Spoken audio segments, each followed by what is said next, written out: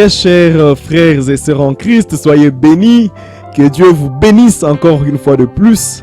Aujourd'hui, en continuant dans ce 5e épisode de notre podcast, La source de la vie. Aujourd'hui encore, nous allons continuer à parler de cette source. Oh, je suis tellement rempli de joie parce que quand je médite et que je pense à la parole de Dieu, je pense à ce que Dieu m'a révélé. Je pense à ce que je comprends et je saisis ces choses. Je suis sûr que le cheval sur lequel je pariais, c'est un cheval qui est sûr de gagner. Je suis sûr que je pariais sur la bonne personne. Je suis sûr que je suis en train de suivre les conseils de celui qui a été, qui est et à jamais qui sera. Celui-là même qui connaît la vie, qui la maîtrise dans la profondeur de ce qu'elle est. Écoutez, quand Jésus était sur la terre, avant que je ne continue dans les sujets, dans la profondeur des choses, quand Jésus était sur la terre, et avec le pharisien qui était le fils d'Abraham, la postérité d'Abraham, il leur a dit, mais vous, votre père Abraham a vu mon jour et s'était réjoui. Et ils ont dit, mais quoi? Il est en train de dire quoi ce garçon? Ce garçon qu'on a vu naître, ce garçon qui n'a même pas 50 ans, oui, d'apparence, Jésus avait d'apparence vieux. Il avait l'apparence vieux que son âge, mais il n'avait que 33. Et puis Jésus les a regardés, il a dit, ah, votre père Abraham a vu mon jour et s'était réjoui. Et même avant qu'Abraham soit, moi je suis. Oui, il était tout simplement la plénitude de la divinité. Le même Dieu qui était chez Abraham, dans la chair humaine. Celui-là qu'Abraham avait appelé Seigneur, si ton serviteur trouve grâce à tes yeux, puisses-tu rester un peu et te reposer un peu quand Abraham était sous les chaînes de Mamré. Et ce jour-là, Abraham a vu son jour. Ce jour-là, Abraham a connu Dieu. Il a fait l'expérience personnelle de Dieu. Il ne l'a pas connu seulement par toutes les paroles qu'il avait déjà reçues avant ou par la révélation qu'il avait reçue. Mais là, cette fois-ci, il a connu Dieu dans la chair humaine. C'est exactement le même Dieu qui était avec Abraham, qui était devant les fils d'Abraham. Il était en train de leur dire, votre père Abraham avait vu mon jour, il s'était réjoui. Vous aussi, si vous êtes vraiment la sémence d'Abraham, vous devriez normalement vous réjouir de mon jour. Et c'est pour ça même que Jean-Baptiste leur avait dit, et vous, pourquoi est-ce que vous fouillez la colère à venir? Sachez bien que de ces pierres même, alléluia, Dieu peut susciter des enfants à Abraham. Oh, de ces pierres même, Dieu peut susciter des enfants à Abraham. C'est exactement l'accomplissement de ce que le prophète Isaïe avait vu dans Isaïe 40. Disant que par la voix de celui qui crie dans les déserts, consolez, consolez mon peuple, dit votre Dieu, le jour de ta rédemption est venu. Oui, tu es parti loin de Dieu pendant trop longtemps. Le jour de ta rédemption est venu. Consolez, consolez mon peuple. Ce jour-ci, dit votre Dieu, ta servitude est finie. Ce jour-ci, dit votre Dieu. Alléluia. Ta servitude est finie. Désormais, c'était le valet qui était en train de remonter. Oh, quand Jean a dit, alléluia, quand Jean a pu dire, vous, sachez bien que la cognée est placée sous l'arbre. Et cette cognée qui est placée sous l'arbre, si vous ne produisez pas de fruits dignes de votre Dieu, vous serez coupés, vous serez jetés au feu. C'était les montagnes qui s'aplanissaient. Oh, la voix de celui qui crie dans les déserts. La voix de celui qui est en train de préparer la voie pour cette personne-là. De Jésus-Christ, Dieu lui-même qui est venu introduire une alliance nouvelle. Alléluia. Oui, ça a toujours été ça. Là, il y avait des choses qui s'est passées. Et c'était Dieu lui-même qui était en train de réconcilier le monde. De réconcilier toi qui étais loin de lui avec lui-même. Si seulement tu crois en lui, tu étais réconcilié avec lui. Tu étais tiré de ta position déchue et tu revenais vers Dieu. C'était désormais le moment où, oh, moi qui vous baptise d'eau, il y a celui qui vient après moi, il vous baptisera de feu. Et ce feu-là, c'est le feu du Saint-Esprit. Il vous baptisera de son esprit. Oh, alléluia. On développera ça pendant qu'on est en train de continuer. Mais oui, la source de vie, c'est le Seigneur Jésus-Christ. C'est Dieu qui s'est incarné dans la chair humaine. Tout ce que Dieu était, le Père, dans l'Ancien Testament, un Dieu qui vivait au-dessus des hommes et qui n'était jamais descendu sur la terre. Désormais, il était devenu Emmanuel, Dieu avec nous. Ça veut dire que tout ce que Dieu était, toute la puissance de Dieu, toute l'autorité de Dieu et tout ce qui avait appelé la terre à l'existence, tout ce qui était dans les jardins d'Éden était revenu pour introduire un Éden nouveau, le millénium, pour aider, ouvrir une brèche, ouvrir une porte afin que tout celui qui entrera par cette porte entre dans le millénium du second Adam. Que désormais les gens qui vont naître en lui puissent naître. Oh oui, naître. C'est une affaire de naître. Mourir dans la nature d'avant et naître dans une nouvelle nature. C'est pour ça que Jésus avait pu dire à Nicodème, tu dois naître de nouveau. Parce qu'en naissant de nouveau, toi qui étais mort dans la vie que tu avais, c'était une vie étrangère à Dieu. Tu dois naître de nouveau par l'Esprit de Dieu. Ça veut dire, tu dois être replanté. Toi, arbre qui était déjà déraciné, tu dois être replanté. Hey. Toi, poisson qui était déjà loin de l'eau, tu dois revenir à l'eau. Et quand tu reviens à l'eau, tu es introduit dans une chose qui est parfaite. Tu es introduit dans une vie qui est aisée, qui commence ici sur la terre et continue jusque dans l'éternité. Alléluia. Oh, je vais lire un peu le prophète pour compléter l'idée de la source de vie qu'on est en train de dire dans l'imitation du christianisme. Il y a 2 prédications que le prophète Branham a prêchées à ce sujet et celle-ci était prêchée le 27 janvier 1957. C'était, je crois, l'après-midi. Voilà, c'était l'après-midi. Voilà. Il dit ceci au paragraphe 14. Mais après, en me retournant, je vis une scène plus triste. C'était une scène triste aux yeux de Dieu. C'était une scène triste aux yeux de notre Créateur.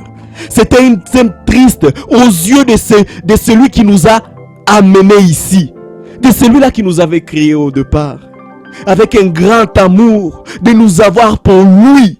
Mais maintenant, quand il a vu que nous sommes en train de nous débrouiller nous-mêmes, nous sommes dans le péché, nous sommes dans le mal de ce monde, nous sommes en train d'essayer de construire par nos efforts une année, 2 ans, 3 ans, tu construis, mais le fils pour lequel tu construisais, lui-même te poignarde dans le dos pour te voler ton entreprise. Oh, le fils pour lequel tu t'es battu, après une année, 2 ans, 20 ans, 25 ans, il te déçoit. Oui, quand il a vu que l'homme était en train de s'embrouiller dans le péché, ça veut dire dans la mort, ça veut dire dans l'état séparé de Dieu, c'était une scène triste. Et ce sont les fils d'Adam, créés pour être au départ des fils de Dieu, des fils d'Adam, qui au départ étaient créés pour être des fils de Dieu, qui se font sauter la cervelle en cherchant à trouver des plaisirs pour se satisfaire dans cette vie-ci. La scène est triste, c'est des fils d'Adam. Donc, des fils qui ont la nature déchue d'Adam, qui étaient créés au départ pour être des fils de Dieu, sont en train de se débattre. Des fils qui n'arrivent même pas à reconnaître le Messie quand il vient sur la terre. Les fils qui n'arrivent même pas à reconnaître leur créateur. Il a dit, oh alléluia, Jésus avait dit, mais si vous ne croyez pas à moi, croyez au moins à cause de ses œuvres. Il était le maître, alléluia, il était le maître de l'univers. Il pouvait se tenir debout et regarder la mer. Et la mer prenait peur. Et les vagues cessaient, du moins les tempêtes cessaient. Il pouvait regarder les vents et il dit, va, arrête-toi. Il pouvait attaquer la vie de l'arbre. Il dit, toi, puisque tu ne portes pas de fruits, tu vas sécher. Et cet arbre séchait. Il pouvait regarder les démons, même les démons qui est l'enfer et le diable et Satan tremblaient au devant de lui. Oui, il était venu introduire une alliance nouvelle. Mais malheureusement, toi et moi qui sommes fils d'Adam, dans notre nature déchue, dans notre orgueil, qui est en train de nous perdre, nous n'arrivons pas à reconnaître notre Créateur. Nous étions au départ faits pour être des fils de Dieu. Nous ne sommes pas faits pour rester dans cette nature déchue. Et puis le mal, la scène horrible, c'est de nous voir, nous qui étions au départ faits pour être des fils de Dieu, nous sommes en train de nous embrouiller. à chercher à trouver de plaisir pour se satisfaire dans cette vie-ci, alors qu'ils savent qu'ils sont nés pour être des fils du Dieu vivant. Nous sommes nés pour être des fils du Dieu vivant. Ils ne font que se cogner à mort. Ils ne font que se cogner à mort, courant ça et là, se tirant les uns sur les autres, jouant au jeu d'argent, volant. Oh, tout ça pour essayer de... Oh, il va aller dire, oh voilà, je manque quoi manger et je ne peux pas rester calme et voir ma famille mourir de faim. Du coup, je vais aller voler chez mon voisin. Non! Mais sachez bien qu'il y a déjà un Dieu. Alléluia! Il a dit, tu n'as plus à t'inquiéter pour ta vie. De quoi tu vas manger? Désormais, cette alliance est changée. Désormais, cette partie est finie. Nous sommes dans la seconde partie. Il y a Jésus qui est venu introduire une nouvelle alliance. Il a dit, désormais, confie-toi à moi seulement. Et moi qui prends soin des oiseaux, je prendrai soin de toi. Croyez en moi pendant que je te dis. Ne vole pas. Marche selon mes commandements. Et tu verras le bonheur. Et moi je trouverai plaisir en ton bonheur. Croyez en moi. Moi qui ai dit que tu ne manqueras jamais de quoi manger. Oui, au fait, c'est la vérité. Je peux te témoigner aujourd'hui. Je suis le premier témoin. Et il y en a même plusieurs des chrétiens, véritables chrétiens, qui ne peuvent jamais dormir ventre clé. Parce que c'est comme ça, Dieu l'a promis. Dieu l'a promis. Ce n'est pas que nous soyons riches. Ce n'est pas que nous ayons beaucoup d'argent. Ce n'est pas que nous soyons plus riches que les autres. Non. Mais seulement, nous nous sommes attachés à la promesse de Dieu. Nous nous attachons à ce que Dieu a promis. Et nous voulons marcher selon cela. Nous sommes fatigués. Est-ce que hauya choka? Hauya choka kujipiga piga. Mie nisha choka. Mie nilichoka na saa nilichoka nikamurudilia Mungu. Kama hauya choka, kama na wewe umechoka, lâche prise. Si tu es fatigué, lâche prise.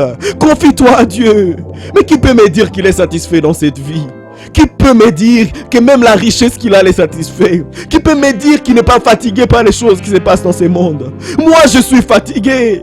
Ou si tu es fatigué aussi, viens à Dieu. Suivez-les tout simplement. Et tu vas bénéficier et profiter de ce qu'il offre. Oh, alléluia. Oh, alléluia. Les tableaux tristes, les tableaux tristes, c'est de te voir toi, qui es censé être un fils de Dieu. Tu es encore en train de t'embrouiller dans les péchés. En train de t'embrouiller dans la nature dessus d'Adam. Oh, je vais les lire vite pour continuer parce que on doit placer 2 ou 3 choses ici. Ils se volent mutuellement alors qu'ils sont en fait nés pour être des fils de Dieu. C'est la scène la plus triste que j'ai jamais vue. Celle des hommes emprisonnés par le péché. Oh, oui, oui. Mais il y a une chose à ce sujet. Il pourrait y avoir une personne gentille, et c'est le Seigneur Jésus-Christ, pour libérer cet aigle de là. Cet aigle qui est en train de se cramponner, qui a été bloqué dans le piège, qui veut voler. Il y a quelqu'un qui est prêt à le libérer. Une personne gentille. Et ce soir, ce matin ou cet après-midi, je suis très content de dire au fils d'Adam qu'une personne gentille, le Seigneur Jésus, est venu auprès du fils d'Adam et il libérera tous ceux qui le veulent. Ça dépend de vous. Oui, Jésus est prêt à libérer tous ceux qui le veulent. Il est prêt à te libérer toi. Il est prêt à me libérer moi. Mais ça dépend de moi, ça dépend de toi. Il a mis devant toi la vie et la mort. Si tu choisis la vie, tu vas vivre. Si tu choisis la mort, tu vas mourir. Mais ça dépend de toi. Oui, car Dieu a tant aimé le monde. Il a donné son Fils unique. Et d'ailleurs, le Fils unique de Dieu. Aïe, aïe, aïe. Ça, c'est un autre sujet intéressant qu'on parlera un jour. Dieu a un seul Fils. C'est le Seigneur Jésus-Christ. Mais toi, tu vas devenir fils de Dieu, c'est par adoption. Puisque au départ, tu devrais devenir fils de Dieu par la création d'Adam. Adam devait te créer par la parole. Lui qui était le fils de Dieu au début. Mais il est tombé. Et puis il y a un fils de Dieu qui est venu. Le fils unique de Dieu. Il veut que tu puisses aussi devenir fils de Dieu par adoption. Dieu veut t'adopter au travers de Jésus-Christ. Et celui qui croira à ce fils que j'ai envoyé, puisque j'ai aimé le monde, il vivra. Mais celui qui ne croira pas sera condamné. Celui qui ne croira pas sera perdu. Celui qui ne croira pas sera embrouillé. Celui qui ne croira pas continuera à souffrir. Écoutez, écoutez. Un jour, ce Fils de Dieu, le Seigneur Jésus-Christ, avait croisé une femme. Oh, cette femme était embrouillée comme toi et moi. Cette femme était déjà perdue comme toi et moi. Cette femme était déjà fatiguée comme toi et moi. Cette femme avait essayé de faire par elle-même comme toi et moi. Mais un jour, elle a croisé la source de la vie. Et cette source de la vie est devenue une source d'eau vive qui a jailli en elle jusqu'à la vie éternelle. Écoutez, la Bible parle de son histoire, de cette femme samaritaine dans Jean chapitre 4.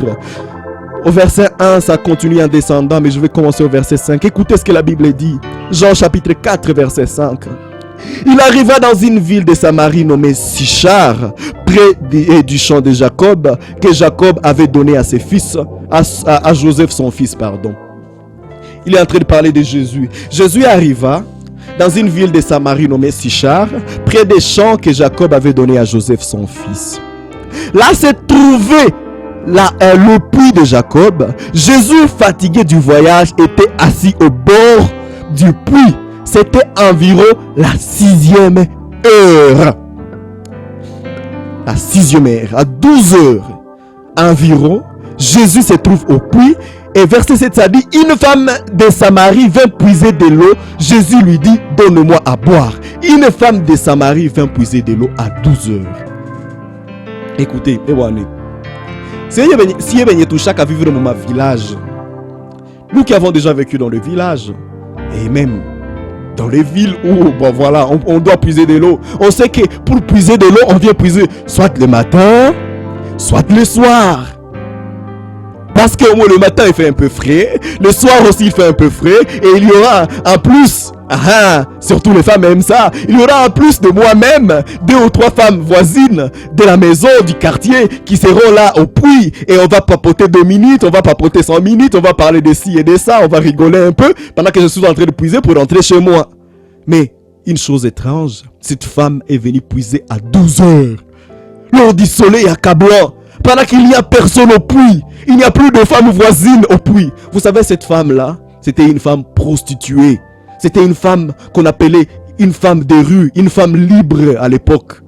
Et ça a toujours été comme ça. Et en fait, votre adultère, bon, mbaraga ya kwa idate habianze leo, vilianzaka zamani na ku periodi ya Yesu kunapita miaka 2000, kunapita 2000 ans. C'était comme ça, il y avait aussi d'adultère et c'était des gens de mauvaise vie. Cette femme ne partait pas puiser le matin quand il y a d'autres femmes, ou ne partait pas puiser le soir quand il y a d'autres femmes pour éviter des popochats. Parce que à chaque fois elle venait puiser le matin pendant qu'il y a d'autres femmes, les femmes la parlaient mal, disaient regardez, il y a encore cette femme là, et elle a quoi Athènes, elle vient encore, et elle est encore venue puiser. Regardez, celle-là qui est en train de coucher avec le mari d'autrui, celle-là qui est en train de partie, cette prostituée-là, je ne voudrais même pas que ma fille la fréquente. Je ne voudrais même pas que mes enfants aient à faire quoi que ce soit avec lui, avec elle. Et cette chose-là faisait mal à cette femme. Cette chose faisait mal à cette femme. Ainsi, elle venait puiser, pas le matin, pas le soir, mais à 12 heures quand il n'y a personne. Oui, peu importe le mal dans lequel tu es, peu importe que tu voles, tu sais que voler c'est mal. Peu importe que tu es prostitué ou adultère, tu sais que c'est prostituer c'est mal. Peu importe quoi que tu fasses de mal, de péché, tu tues les gens, tu sais que tuer les gens c'est mal. Et moi je te proclame aujourd'hui, sache que si tu vois que tu es fatigué de cette voie, il y a quelqu'un qui peut te reposer. Il y a une source qui peut finir tout ce poids-là que tu portes. Il peut le porter lui. Il a dit, venez à moi si tu es fatigué. Et moi, je te donnerai du repos. Je te reposerai et tu seras reposé de ces fardeaux. Et ce jour-ci, c'était le jour de repos pour cette femme samaritaine. Et Jésus l'a regardé, il a dit, donne-moi à boire. La femme l'a regardé, il a dit, mais comment ? Toi qui es juif, tu demandes à boire à moi qui suis samaritaine. Ne sais-tu pas qu'il n'y a pas de rapport entre vous les juifs et nous les samaritains? Et d'ailleurs tu n'as pas de vase. Mais comment tu me demandes de l'eau? Comment est-ce que je vais te donner de l'eau? Jésus a regardé la femme. Il a dit, femme, si tu connaissais les dons de Dieu, qui est celui, je suis au verset 10, Si tu connaissais les dons de Dieu, qui est celui qui te dit donne-moi à boire? Si tu connaissais celui qui est en train de t'appeler pour te dire venez à moi, oh, tu lui aurais toi-même demandé à boire. Toi-même, tu te serais amené à lui en courant. Et il t'aurait donné de l'eau vive. Hein? Oui. Et il t'aurait donné de l'eau vive.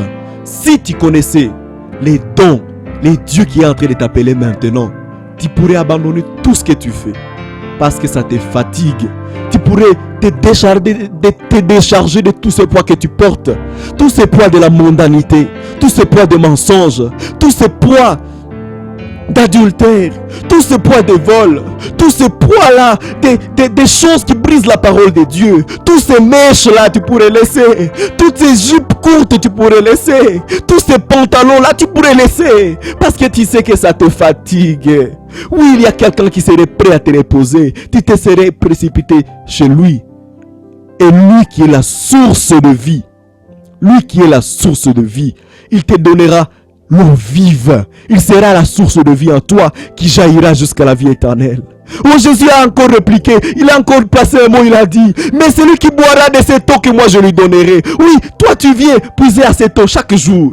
Et toujours tu as soif. Écoutez, je vais le dire bien.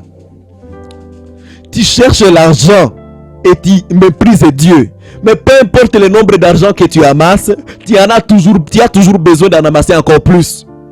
Mais sache bien que si tu me suivais moi, je peux te donner l'argent de telle façon que tu seras satisfait. Tu seras satisfait. Si tu bois de mon eau, cette eau assoupira ta soif et tu n'auras plus jamais soif. Mais celui qui boira de l'eau que je lui donnerai n'aura jamais soif. Et l'eau que je lui donnerai deviendra en lui une source d'eau vive qui jaillira jusque dans la vie éternelle. Écoutez. Je vais le dire comme ça. Cette femme a écouté la voix de Dieu. Elle a dit, Seigneur, je commence à comprendre que tu as des choses intéressantes. Donne-moi de cette eau afin que je ne vienne plus puiser ici. Et puis Jésus l'a regardé. Il était en train de discerner sa vie. Il était en train de vouloir se connecter avec son esprit déchu. Il était en train de vouloir se connecter avec son esprit déchu de fils d'Adam, qui était en train de s'embrouiller, qui était en train de faire des forces, des efforts, et qui était fatigué de vivre. Il lui a dit, va appeler ton mari. Hey. La femme a dit, non, je n'ai point de mari. Jésus l'a regardé, il a dit, en cela tu as dit vrai, car tu as eu 5 maris, et le 6e que tu as maintenant n'est même pas ton mari. Écoutez, je vais vous demander, mais comment est-ce que cette femme a pu avoir 6 maris? 6 maris, en train de chercher quoi? C'est ça la question. Comment est-ce que quelqu'un peut avoir 6 mariages? Tu as 12 enfants, et 12 enfants, chacun avec sa mère. Ou bien, il n'y a que 2 qui sont frères, qui sont parents d'une même mère, quand même. Tu cherches quoi? Cette femme, hein, peut-être en commençant là, elle a dit peut-être que si je trouvais un mari qui est riche, je serai satisfaite. Elle a trouvé le mari riche, mais le mari riche l'a batté. Elle n'a pas été satisfaite. Elle a dit, je laisse celui-ci, je vais aller prendre les pauvres. Peut-être lui, il me respectera, il ne va plus me battre. Mais quand elle a pris les pauvres, elle a vu que même la souffrance, même la pauvreté l'a fait souffrir. Elle a dit, peut-être je vais aller prendre quelqu'un qui est riche et qui est quand même brun. Et peut-être celui-ci, il sera un peu gentil plus que l'autre. Mais tout ça, de premier à deuxième, troisième, quatrième, cinquième, sixième mari, elle n'a pas trouvé de satisfaction. Mais là au puits, elle venait de trouver un 7e mari, un 7e Seigneur, le Seigneur Jésus-Christ. Celui-là, il était prêt à la reposer, il était prêt à la donner la vie, il était prêt à la donner la vie, il était prêt à la donner la vie. Elle a trouvé la véritable source de vie. Elle a trouvé les bons maris. Elle a trouvé les bons seigneurs. Elle a trouvé la bonne personne à laquelle elle pouvait dépendre. Le Seigneur Jésus-Christ. Et là, Dieu l'a dit. Elle a dit, tu es prophète. Je vois que tu es prophète. Oui, c'était le jour de son salut. Écoutez, quand cette femme était pécheresse, la nature du péché fait en sorte que l'homme s'éloigne de Dieu et s'éloigne des hommes. L'homme quand Adam a péché, il a fui loin de la face de Dieu. Et l'homme qui est dans le péché fait tout pour fuir loin de la face de Dieu. C'est pour ça que quelqu'un qui est en train de boire de l'alcool ou faire des choses qui ne sont pas dignes et qui ne sont pas humainement acceptables ou bien acceptables dans la société. Quand il voit un prêtre ou bien un pasteur qui s'approche de la rue dans laquelle il fait semblant, il cache sa cigarette. Il fait semblant, il cache la chose qu'il est en train de faire. Parce que oui, de nature, celui qui est dans les péchés veut cacher ce qu'il a. Mais quand on croise Dieu, cette femme qui venait au puits à 12 heures et fuyait les gens, c'est elle qui est sortie de là. Elle a fui dans la ville. Elle a dit, venez voir, je vis un homme de Dieu. Cet homme a discerné toute ma vie. Et ne serait-il pas l'élu? Cet homme a sauvé ma vie. Cet homme a changé ma vie. Oui, aujourd'hui tu as peur de témoigner de Dieu parce que tu ne l'as pas encore croisé. Mais croise une fois la source de la vie. Tu ne sauras pas te contenir. Tu voudras sauter dans la rue, marcher dans les avenues, crier que Jésus est Seigneur. Jésus est sauveur. Venez à lui. Soyez sauvés aussi comme moi. Revenez à cette source de vie. Vous aurez aussi une bonne vie comme moi. En fait, quand tu as les saluts, tu ne sais plus garder ces saluts là pour toi-même. Tu ne sais plus les garder pour toi-même. Oh, alléluia. Alléluia. Alléluia, gloire à Dieu. Si tu reviens tout simplement à cette vie, je te dis, mon frère, Marie, là où tu es, tu voudras appeler ta femme à suivre cette vie. Tu voudras que tes enfants suivent aussi cette vie. Oui, ça a toujours été comme ça, puisque tu comprendras. Viens et vois, peu importe le mot que je peux te dire. Je ne saurais jamais décrire avec des mots ce qui se passe dans ma vie. Je ne saurais jamais décrire. Il n'y a pas un seul chrétien, un seul croyant qui saura décrire par des mots ce qu'il a vécu, la joie et le bonheur qu'il a vu en croyant en Jésus. Mais si tu viens seulement, tu verras par toi-même. Si tu viens seulement, oh, tu verras par toi-même. Écoutez, je vais conclure par cette phrase, par ce verset qui est dans la même continuité au verset 24 de Jean chapitre 4. Il dit, Dieu est esprit et il faut que ceux qui l'adorent en esprit et en vérité. Oui, la façon de revenir à cette vie, à cette source de vie, c'est par l'esprit. C'est quoi l'esprit? C'est quoi l'esprit? L'esprit, c'est ça la question. C'est ça la question au sujet de laquelle on va parler. Que Dieu vous bénisse, que Dieu vous bénisse, que Dieu vous bénisse. Soyez bénis, soyez remplis, soyez des sources de vie qui vont jaillir jusqu'à la vie éternelle. Et que Dieu vous comble et qu'il vous bénisse abondamment.